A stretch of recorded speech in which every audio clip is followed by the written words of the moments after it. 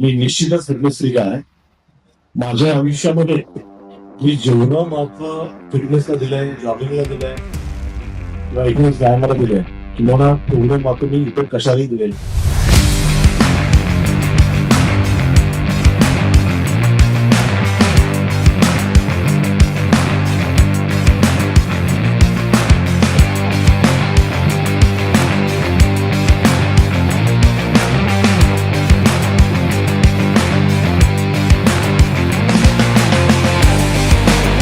हा, लोक पण पुण्याची पण जास्त हार्डवर्क करतात.